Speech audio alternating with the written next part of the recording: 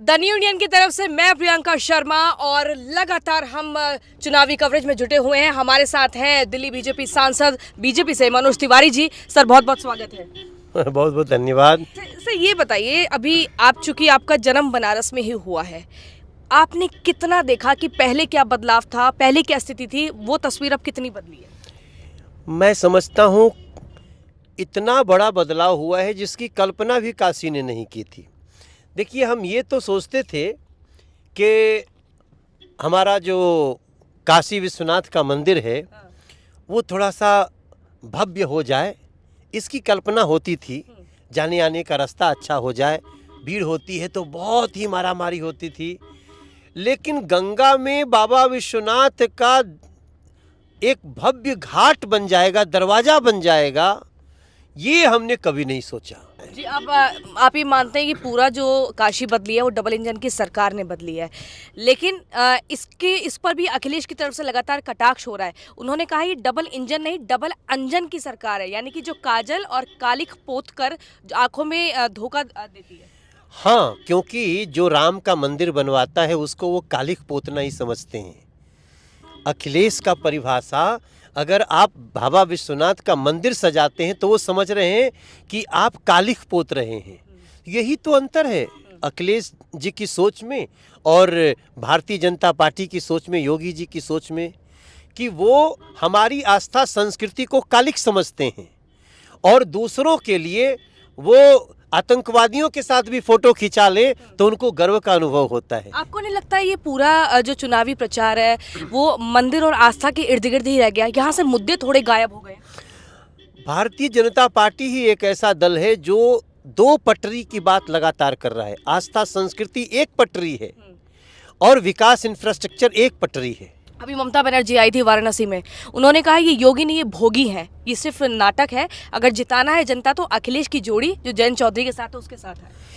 देखिए, यही ममता बनर्जी हैं जिन्होंने चुनाव के पहले भी हिंदुओं को चुन चुन करके मरवाया और चुनाव के बाद तो हिंदू महिलाओं की सड़कों पे खुलेआम हत्या हुई है, बहनों का बलात्कार हुआ है, और वो संस्कृति, उनकी इस संस्कृति को अखिलेश यादव ने समर्थन लिया है। तो इशारा साफ है कि अखिलेश यादव कैसी सोच को बढ़ावा देते हैं। अखिलेश ने ममता बनर्जी का साथ लेकर के यह स्पष्ट कर दिया है कि उनकी पूरी सोच एंटी हिंदू है और वो ममता बनर्जी द्वारा किए गए सारे एंटी हिंदू क्रियाकलाप को समर्थन देते हैं। प्रियंका गांधी वाड्रा ने एक वीडियो ट्विटर पे डाली है, उसमें एक युवा उनके पास आते हैं, वो बताते हैं कि वो कितने काबिल हैं और वो कहती हैं कि गर्मी और चर्बी निकालने वाली जो बात ये कर रही है सरकार, इसकी जरूरत नहीं है, भर्ती की जरूरत है, वर्दी की जरूरत है। वहाँ क्यों? देखो, यहाँ भर्ती भी हो रही है और चर्बी भी निकल रही है। उत्तर प्रदेश में अखिलेश की सरकार में 63,000 नौकरी मिली थी और यहाँ 4,98,000 नौकरी मिली है। अखिलेश ने बुलडोजर को लेकर एक ट्वीट किया। लगातार योगी जी कह रहे हैं बुलडोजर सर्विस स्टेशन में है, उसकी ऑयलिंग हो रही है, तो वो कह रहे हैं बुलडोजर नहीं, ये बुल और डॉग से खेलने वाले हैं, जो डिजिटल एक गेम होता है। जब बुलडोजर की बात होती है तो हमेशा वो गलत लोगों के लिए, बदमाश लोगों के लिए, गुंडों के लिए प्रयोग किया जा रहा है। उससे अखिलेश क्यों टेंशन में आ गई? जी, प्रधानमंत्री नरेंद्र मोदी ने जिस तरह से पूरा एक रोड शो किया, जन सैलाब जबरदस्त उमड़ा, उसके बाद ही अखिलेश भी अपनी पूरी एकदम रोड सभा के लिए तैयार हो गए। उनकी भी रैली निकली और उन्होंने वो तस्वीर दिखाई, उसमें भी भीड़ बहुत थी कि अब अभूतपूर्व पूर्वांचल बनेगा, जिसको सपा की सरकार अगर आती है तो बनाएगी। अभूतपूर्व पूर्वांचल तो तब बनेगा ना जब बाबा विश्वनाथ का धाम सजेगा। उसी से तो पेट में दर्द है अखिलेश को। अभूतपूर्व पूर्वांचल तो तब बनेगा ना जब बनारस से सारे नालों का पानी निकाल करके यहाँ से 56 किलोमीटर दूर भेजा गया है। अभूतपूर्व पूर्वांचल तो तब बनेगा ना जब यहाँ रुद्राक्ष जैसा एक सांस्कृतिक हॉल बनेगा। वो सब बनाया इन्होंने। क्या किया था अखिलेश जी ने? अखिलेश जी की सोच पूर्वांचल में सिर्फ जाति और पात की दीवारें खड़ी करना है, मजबूत करना है, और वो हमेशा से गुंडे बदमाशों को संरक्षण देते हैं।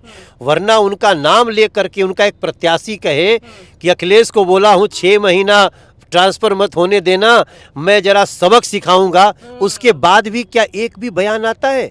उत्तर प्रदेश पुलिस को सबक सिखाना चाहते हैं, उत्तर प्रदेश के राजस्व अधिकारियों को सबक सिखाना चाहते हैं, उत्तर प्रदेश के कर्मचारियों को, समय बताएगा और सबक जनता इनको आप जिस स्टेटमेंट का जिक्र कर रहे हैं वो मुख्तार अंसारी के बेटे अब्बास अंसारी ने दिया है। लेकिन आज सुबह ही जब हमारी केशव प्रसाद मौर्य जी से बात हुई तो उन्होंने कहा कि इनको उल्टा लटका दिया जाएगा। आप इसे ठीक मानते हैं?